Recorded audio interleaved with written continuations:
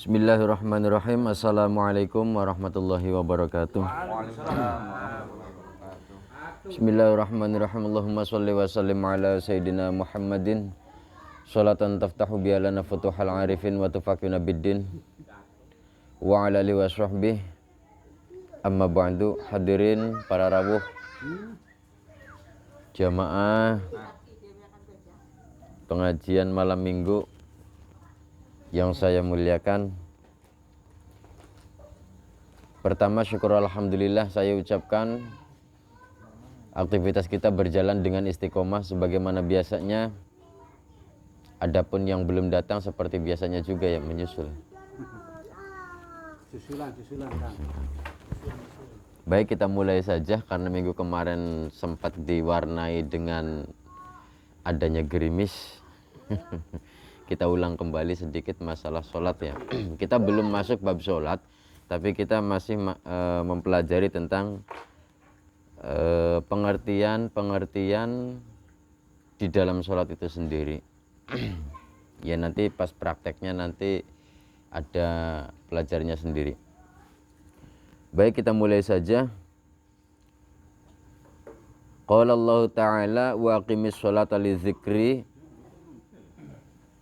fa innallaha ta'ala innama ya'muru bil iqamah.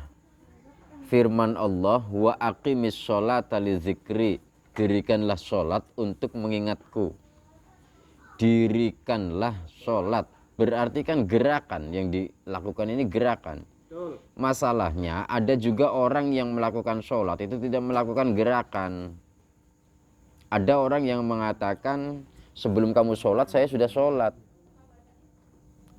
Mungkin kita sering mendengar orang-orang Jawa dulu itu sholatnya nggak melakukan gerakan, tapi mereka dengan menggunakan cara yang lain.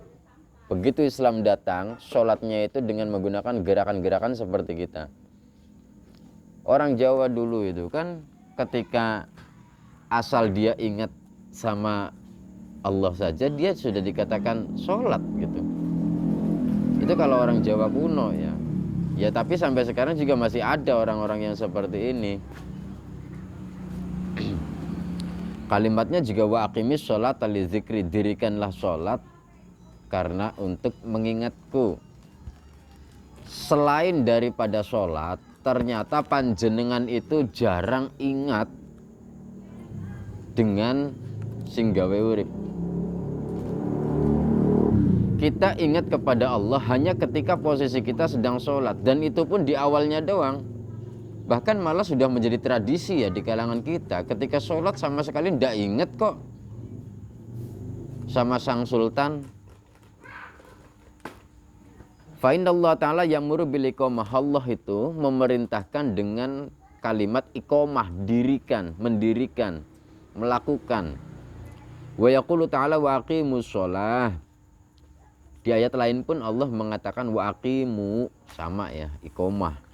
Wa laysa yaqulu sholli aw shollu. Allah tidak mengatakan dalam Al-Qur'an dengan menggunakan kalimat sholatlah kamu atau sholatlah kalian semua. Tidak. Allah tidak mengatakan sholatlah kamu. Tidak. Tapi Allah mengatakan dirikanlah sholat. Ya mangga dibedakan saja antara kalimat sholatlah dengan kalimat dirikanlah sholat. Kemudian wa'lam, cung, perlu kalian ketahui bahwa annas sholata suratun sawwaraha rabbul arbab. Sholat itu suatu gambaran yang sudah digambarkan oleh Rabbul Arbab, zat yang ngopeni segala macam bentuk openan. Kama sawwarul hayawan masalan. Faruhuha an-niyat wal ikhlas wa hudurul qalbi. Kemarin sedikit dibahas tentang masalah ruhnya sholat. Sekali lagi, sholat kita itu akan mewujud di kehidupan lain sana.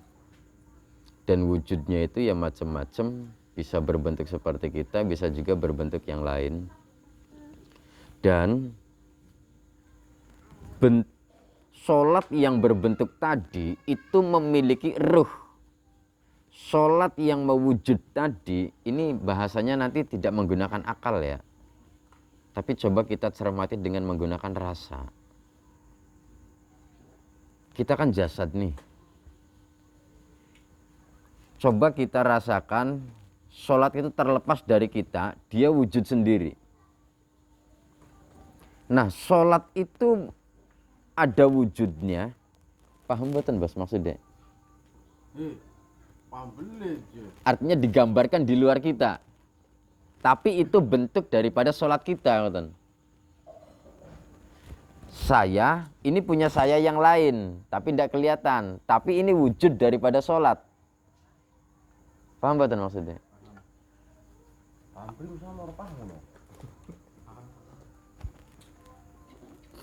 Nah, sholat itu dia juga memiliki ruh.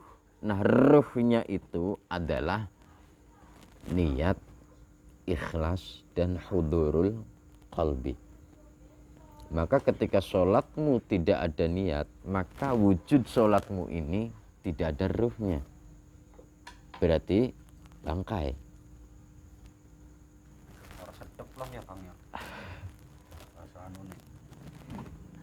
Ruhnya sholat itu yang pertama niat, yang kedua ikhlas. Ikhlas itu kalau bahasa paling rendahnya di kalangan kita tidak terpaksa. Panjenengan sholat kalau di akhir waktu, jenengan pasti terpaksa kondisinya. Tapi kalau sholat di awal waktu, biasanya itu ya santai, kondisinya kita nyaman. Bokat pengen bukti, mangga dipraktekkan. Begitu dengar azan, cek wudhu. Azan langsung wudhu, azan langsung wudhu. Buktikan bahwa dunia itu benar-benar mengejar kamu. Buktikan kalau tidak percaya. Ini merupakan satu wujud daripada muhafadzah, menjaga. Karena ada kalimat iqomah, ada kalimat menjaga. Dalam Al-Quran itu masalah sholat ini hanya dua. Yang pertama dirikan sholat, yang kedua jagalah sholat. Metode menjaga ini ada rinciannya masing-masing. Tapi ini pembahasannya masih panjang ya, nantilah di lain kesempatan. Yang jelas,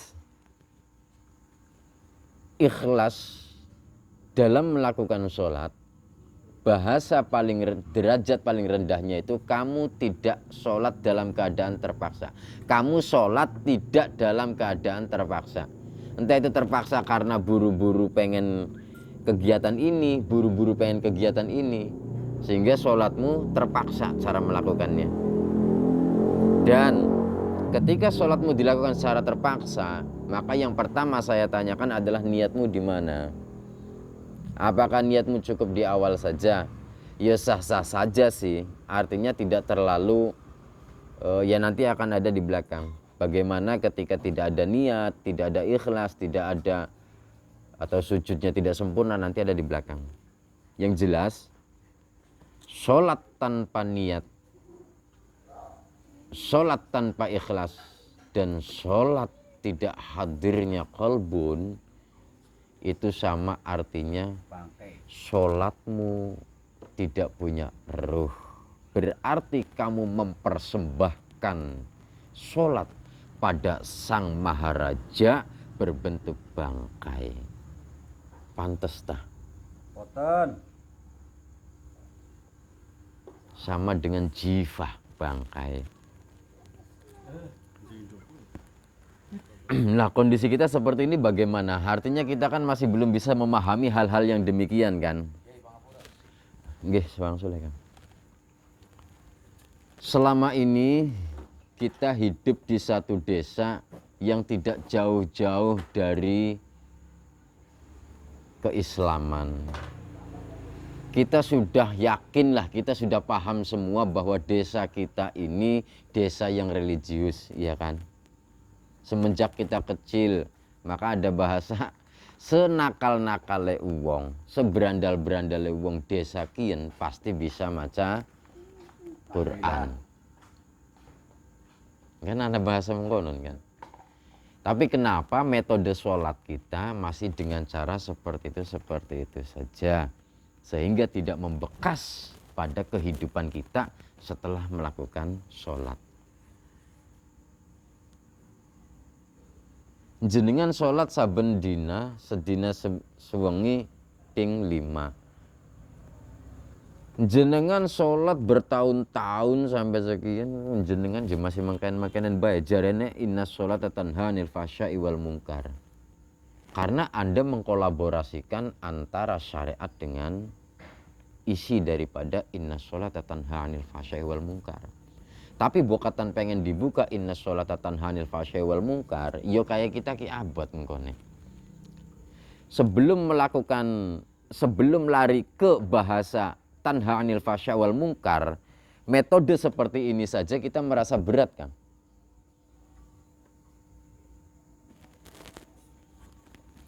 Pun lah, kembali malih masalah sholat. Sholat itu akan mewujud ketika sholat itu akan mewujud dan memiliki ruh ketika sholat kita benar-benar memiliki niat. Niat itu kan mahalluha al-qalbu kan, tempatnya itu kan dalam hati. Sebenarnya kalau lisan ini hanya sebatas i'anah, sebatas menolong ya.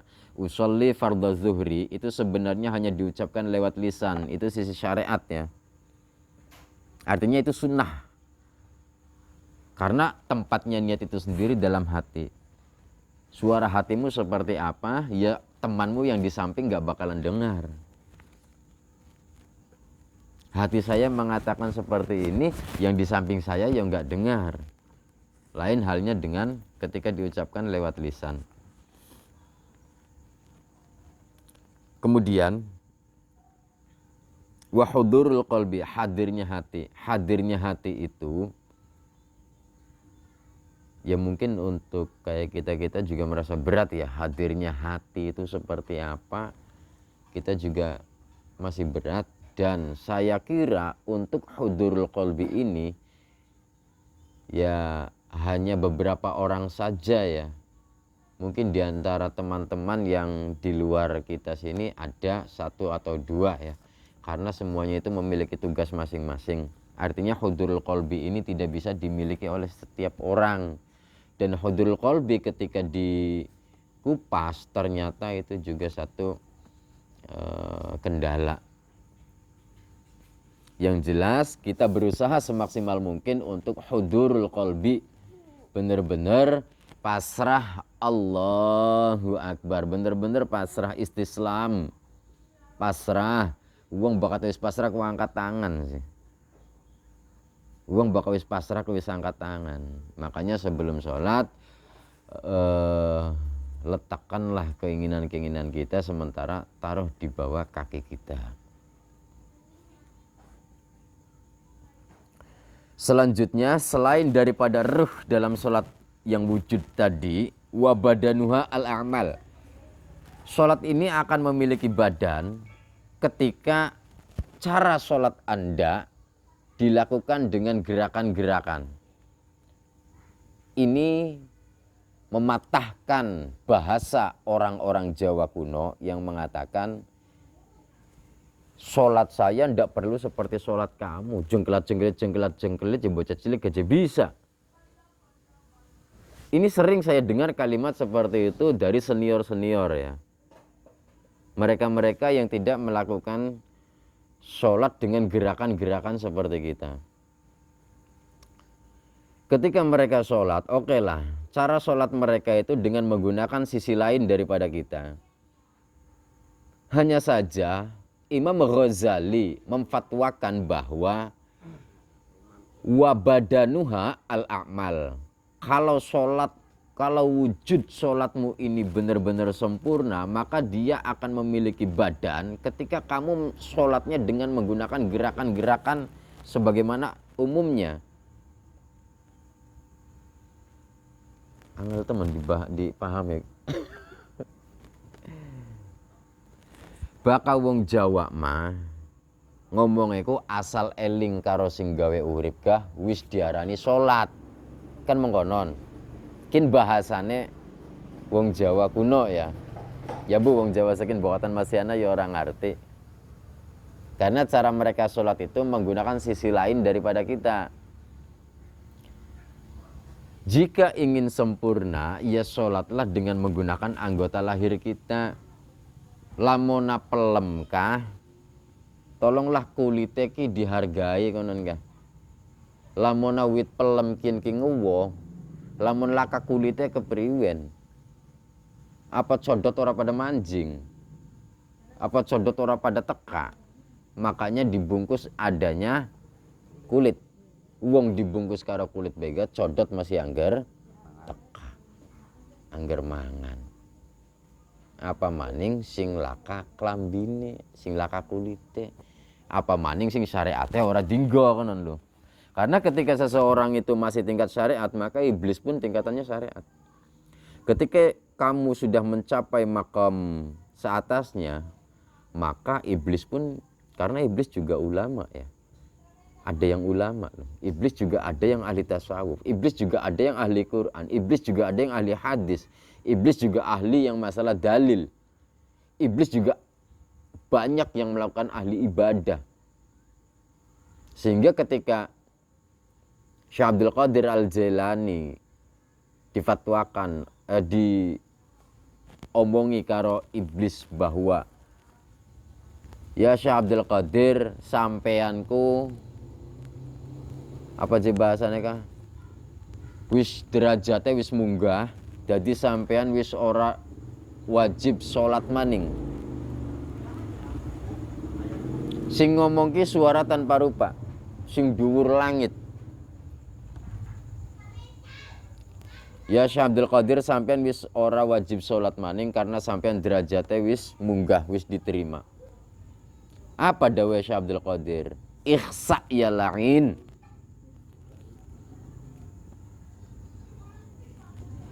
Berarti kunku iblis. Kunku iblis ngongkon kita kongkon aja sembayang.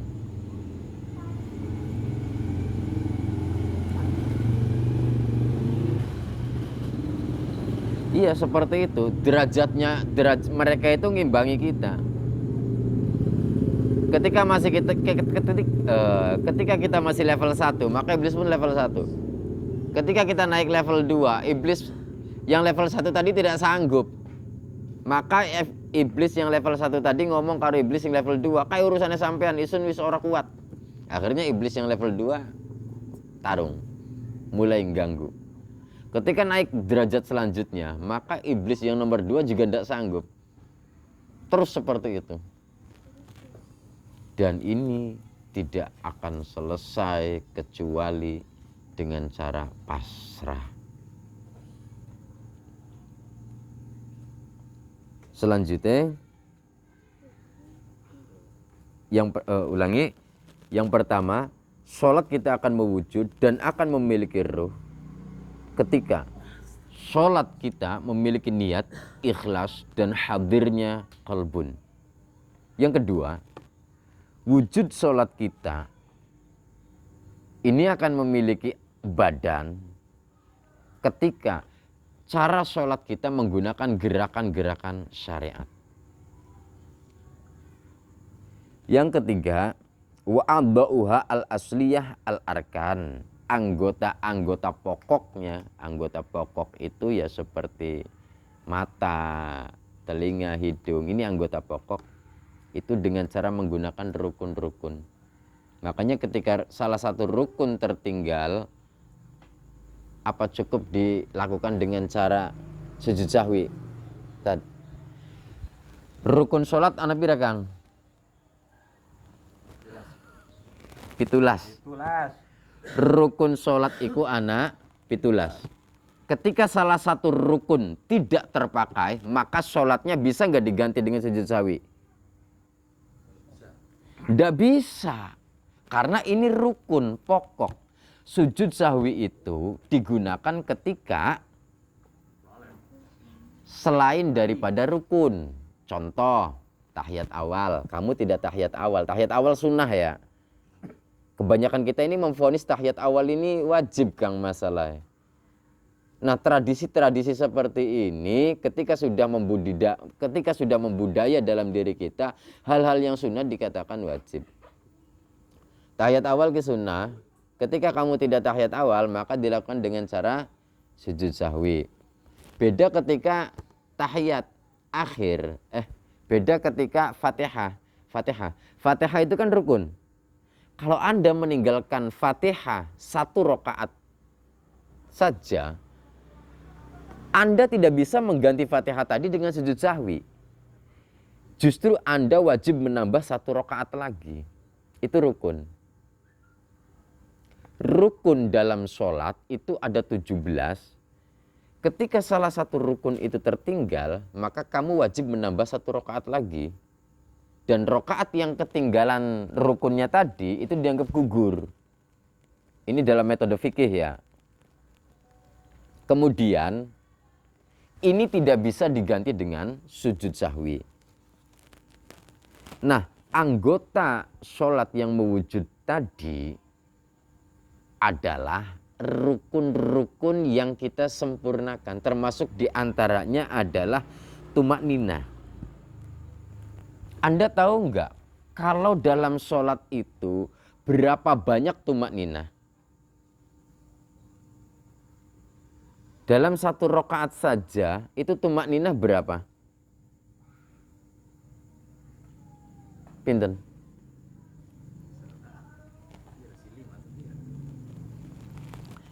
Artinya tumak ninah ini dilakukan lebih banyak daripada yang lainnya. 1 rakaat. Misalnya sholat zuhur kan 4 rakaat. Nah, kita ambil 1 rakaat saja. Yang 1 rakaat itu i'tidal berapa kali?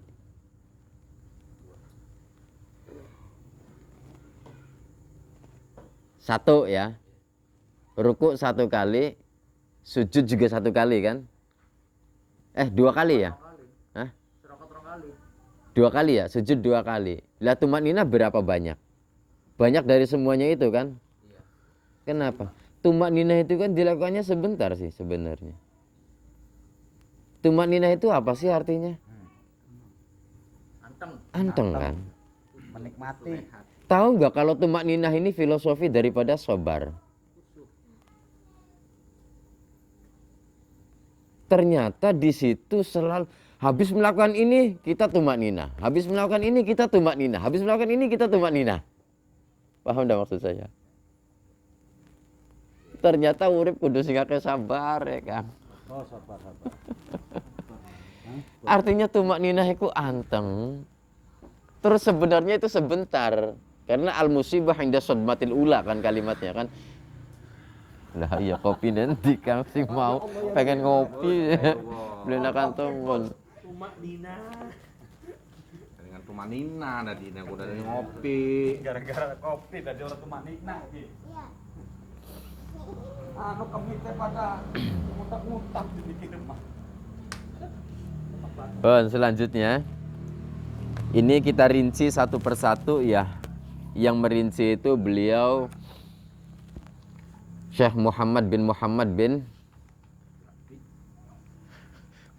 Ahmad Al-Ghazali At-Tusi ya. Beliau itu mengatakan dalam salah satu kitabnya Al-Arba'in,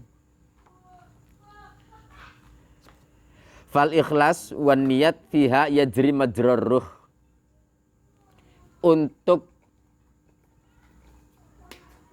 ikhlas dan niat itu menempati posisinya ruh dalam sholat yang mewujud tadi. Kalau sholatmu itu ingin ada ruhnya, maka cara sholat lahir kamu harus memiliki niat dan ikhlas.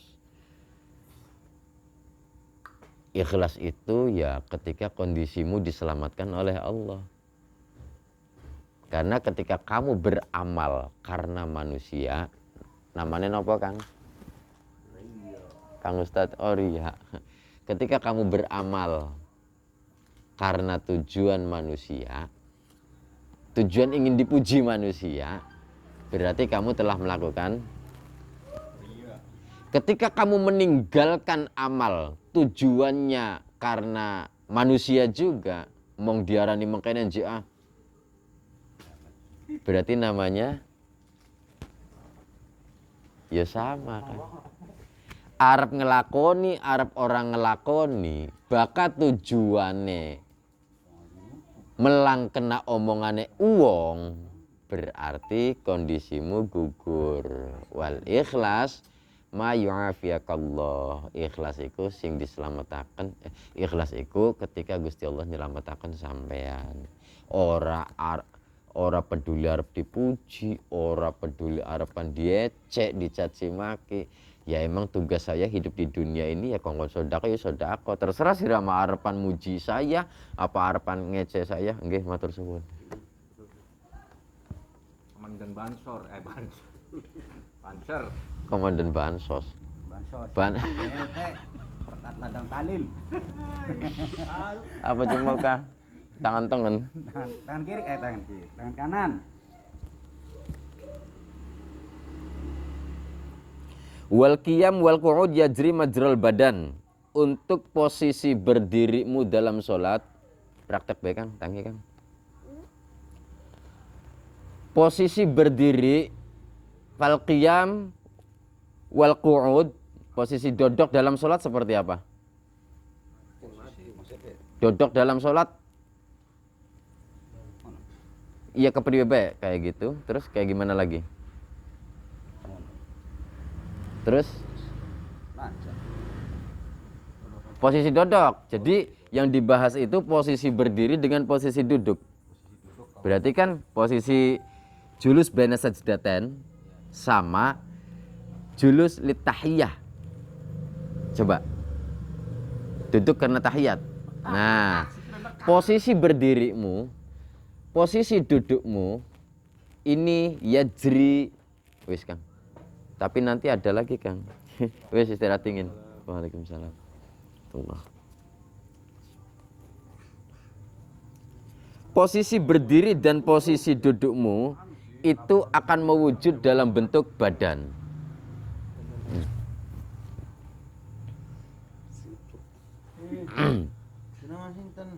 Ya karena tanpa adanya gerakan amal-amal gerakan seperti itu, sholat Anda tidak akan memiliki tubuh ya, memiliki badan ya.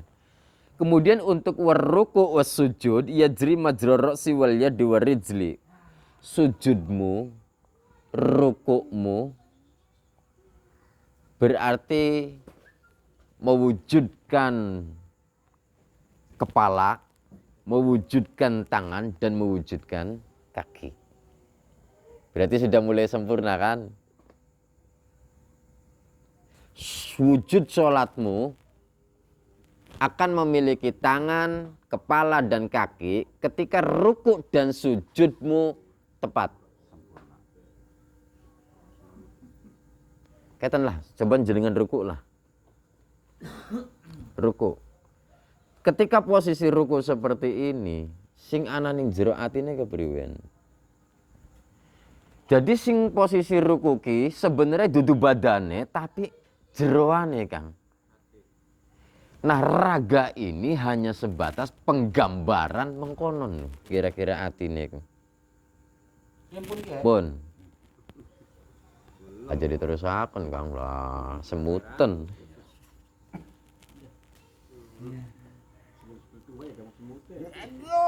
Wa ikmalur ruku' was sujud bitumakninah wa tahsinil hay'ah yajri majra husnil a'dha.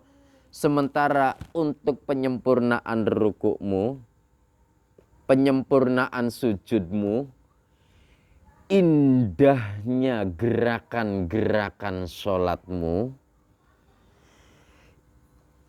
yang disertai dengan ketenangan. Kemarin saya sampaikan bahwa ketika gerakan sholatmu kasar, maka kehidupanmu pun akan kasar. Ketika gerakan sholatmu ini tumakninah dengan cara lembut, dengan cara tenang, maka wujud dirimu itu akan tenang. Ora srugul. Bukti nyatanya, tapi ini jenengan nganggo logika berbenturan. Wong wis tua. Sembayangnya serugul tak alon. Alon. Kelakuannya alon tak serugul? Alon. Alon. Tapi rewelnya mah tetep, Bang. Logikanya kok ya kan mau wis tua aja. Wah, bertentangan kan akhirnya. Karena logikamu lah yang tidak bisa menerima. Tapi ketika gerakan sholatmu kasar, kehidupanmu setelah sholat itu kasar. Nah, tanha anil fahsya wal munkar ini tidak akan membekas dalam diri kita ketika yang dilakukan oleh kita hanya gerakan lahir saja. Jere pengen berutan hanil fahsya wal munkar siapa karena waktu dulu waktu masih ningkene kan posisinya waktu awal-awal. Iya kalau tidak salah itu.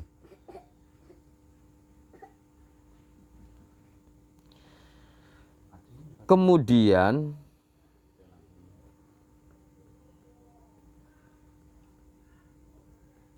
napa malih niki? Wa ma'rifatu ma'anil azkar wa huduril qalbi 'inda yajri majra quwwatil hissi al muwadda'ah fi alatil hissi ka quwwati sam'i wa quwwatil basar wasyammi wazauqi wal lamsi fi ma'aniha. Sementara memahami makna-makna yang Anda baca dalam sholat, ya yakin ya Ustadz rombongannya. Bodoh priwe ku. Ya nanti ada Kang solusinya. Orang yang tidak ngerti bagaimana ada solusinya nanti. Bukan solusi, ada jawabannya ya. Kalau solusi tidak tahu, jawabannya ada. Memahami makna bacaan dalam sholat itu akan memperkuat wujud sholat tadi, memperkuat sisi pendengarannya, bukan pendengaran kuping kita saat ini, tapi kuatnya telinga wujud sholat tadi, pendengarannya ya yang kuat, penglihatan matanya, penciumannya, zauknya, rasa dalam rasa, kemudian lamsinya, cara apa aja?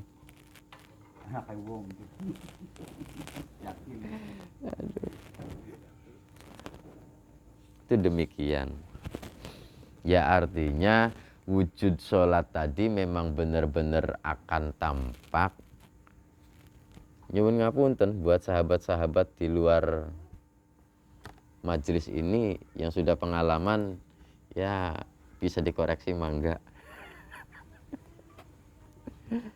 Kalaupun ada masukan, nggih mangga.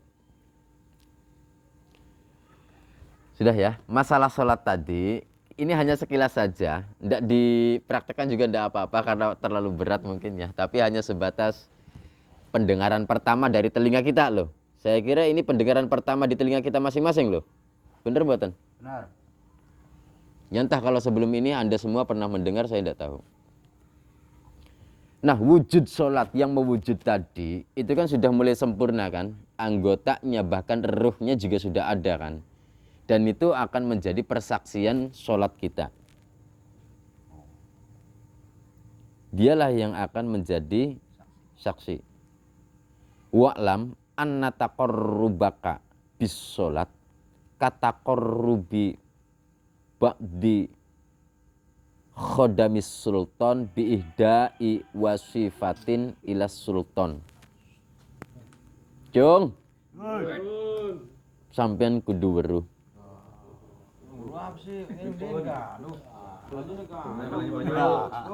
Ngopi. Ya saya gak ngopi gak. Aduh. Kemit, ayo met di. Aduh. Nyuruh Pak Jos. Bari ngerokok mana kuno? Ngerokok bari ngerokok. Dulu saya waktu masih di pesantren itu ngerokok di dalam kelas ya. Kemudian salah satu ngapunten mustahikin jenengan loh. Pak Faiz tiang Nganjuk. Nggih mustahikin jenengan. Niku posisi jenengan kelas 6 kiambake medal.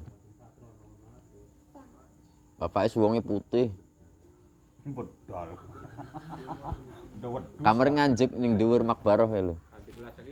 Oh, di kelasnya Mang Hotel. Jadi dulu waktu di dalam kelas itu merokok, kemudian saya dipanggil, Kang, sini dulu. Terus rokoknya diambil, dibuang. Terus saya dikasih obrolan, ya dinasihati sama beliau. Sakjane ya sing jenenge lokal madrasah, gedung madrasah iki luwih mulya ketimbang masjid. Loh nopo Pak kok saged ngoten? Sampean yo ngerti masjid dari sini kan? Sumbernya dari sini kan, sampean bisa memuliakan masjid, bisa memuliakan ini, menghormati alam, semuanya dari sini kan. Besok-besok ndak usah ngerokok di dalam gedung madrasah, ndak usah ngerokok di kelas. Lah setelah itu saya ndak berani ngerokok. Lah kondisi kayak gini pokoknya ngudut ya ora kepenak Kang. Jenengan nyindir lagi ngerokok. ya ora, jenengan mah bebas. Paham nggih maksud obrolan mau? Paham. Bukan mendingin ya. Anarkis.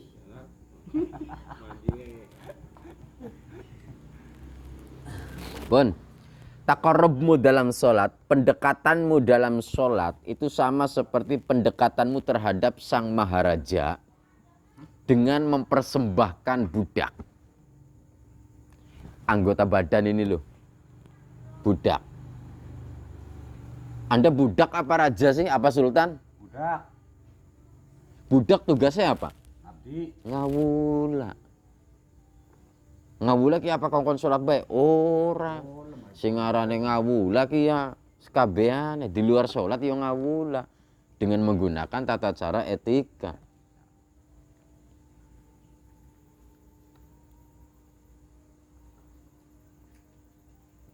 Itu sama dengan mempersembahkan fisik daripada budak terhadap seorang mempersembahkan fisik budak terhadap sang maharaja.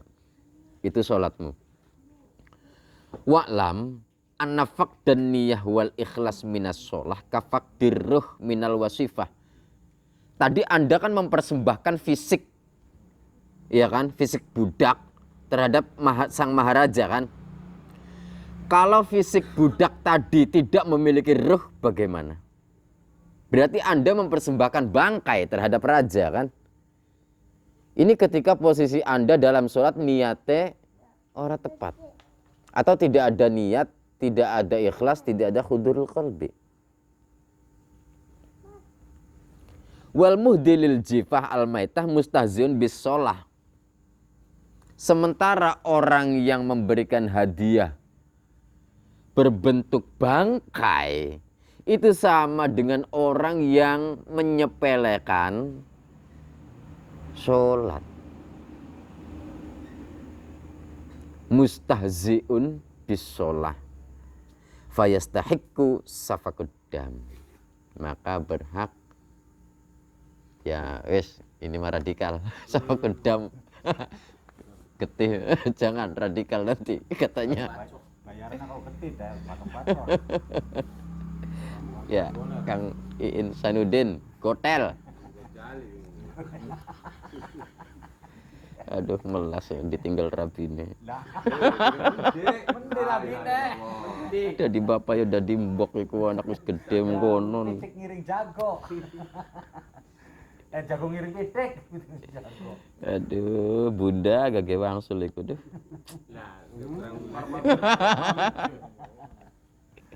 War balik je. Harap aja balik-balik. Oh, aja balik-balik. Nah, sekarang jawaban yang tadi disampaikan, bagaimana kalau kondisi kita tidak mengerti ini, tidak mengerti ini? Wa'lam anna qaulal faqih fi sholat an-naqisah al-fadhuha wa sunanuha inha sahihatun. Menurut ahli fikih,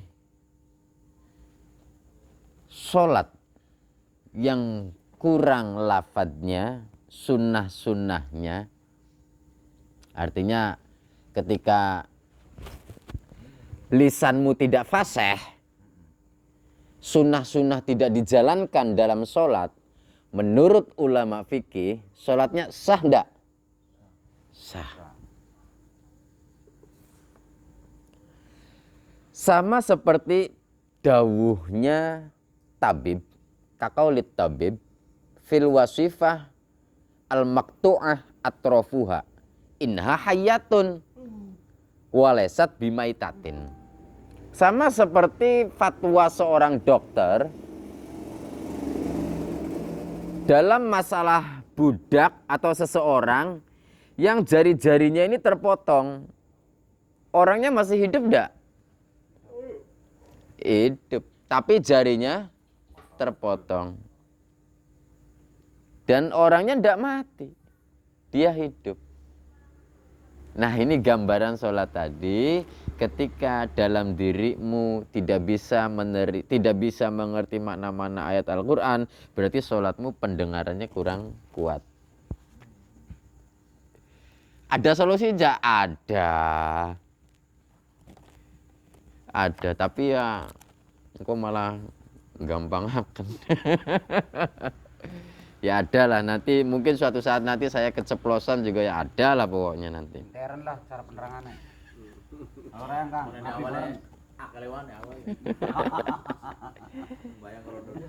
Jadi Anda tidak perlu kaget ya ketika ada orang sholat di atas pohon, orang sholat di atas awang-awang. Tidak usah heran, tidak usah kaget lah, terlalu kecil, terlalu remeh lah. Iya. Pantas Gus Mus dawuh ojo gumunan, ojo kagetan. Ya emang seperti itu. Fa in kana dzalika kafiyan fit taqarrub bihaila sultan wa nailil karama minhu fa'lam anna sholatan naqisah shalihatun aidan lit taqarrub ila Allah subhanahu wa ta'ala. Kalau memang hal ini mencukupi, lisanmu tidak fasih, sunnah-sunnahmu banyak yang tertinggal, ini mampu mencukupi, artinya mengesahkan sholat, maka dia akan tetap mendapatkan kemuliaan.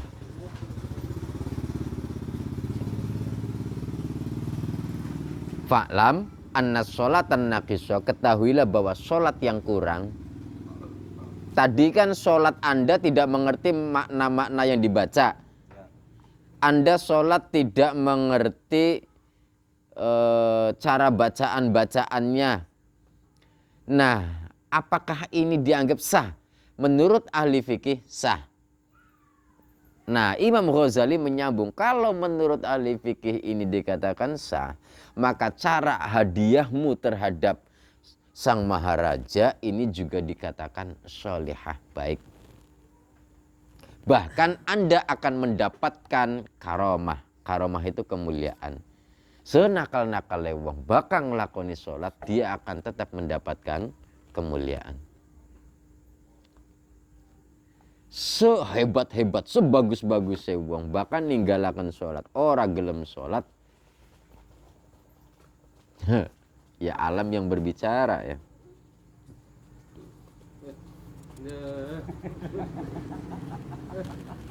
Apa Kang? Apa?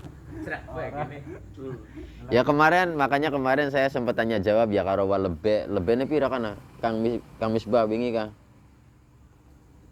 1, 2, 3 ya lebene Kang. Papat ya Kang Tris? Lebih Trisno sih. Wah, lebih Trisno. Ya artinya kemarin saya memang cari informasi buat referensi saya pribadi ya. Kemarin itu disampaikan sepakat ya Ustadz muda Im. Kemudian ya beliau Haji Juret gitu, terus lebih Haji Tasmuri sama lebih ini.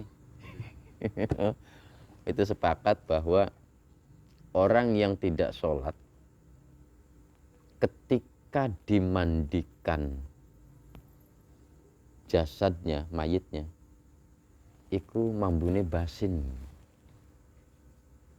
Wong sing ora sembayang ketika dimandikan iki jasade mambu basin.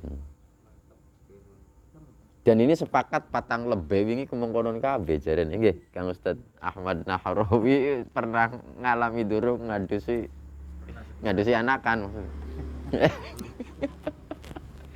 Pernah sepisan ngadusi mayit. Mayit diadusi. Ada takon.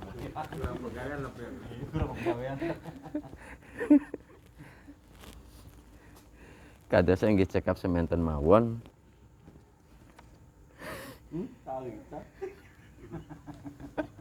Kayaknya abot banget. Sekdes. Ya masalah tadi, masalah sholat memang sebenarnya berat ya. Saya berani sampaikan nih berapa orang ini yang sholat yang kecil ini. Sampaikan. Karena memang dalam bab ini memang berat Kang. Contohnya beginilah. Anda menjadi seorang penceramah, berbicara masalah sodako. Saya yakin Anda akan diuji tentang masalah sodako loh. Anda seorang penceramah, Anda seorang guru, menerangkan masalah sholat. Anda akan diuji bab sholat. Itu kalau yang sering saya terapkan seperti itu. Entah kalau yang lain seperti itu atau tidak. Anda menjelaskan tentang masalah apa? Masalah apa misalnya? Ya masalah. Masalah didik anak, sekolah, guru. Ya masalah menjelaskan masalah pendidikan. Anda akan diuji kok masalah pendidikan Anda pribadi. Iya memang seperti itu. Karena untuk meningkatkan kualitas kepribadian kita. Ketika Anda hanya menggunakan logika, ya orang ketemu kan. Tapi bahkan menggunakan rasa, baru ketemu. Pun sementen mawon saking kula. Seneng banget kayaknya wis rampung. Kurang iya. Saged disambung malih nggih. Minggu ngajeng. Wallahul muwaffiq ila aqwamit thoriq. Wassalamualaikum warahmatullahi wabarakatuh. Waalaikumsalam warahmatullahi wabarakatuh.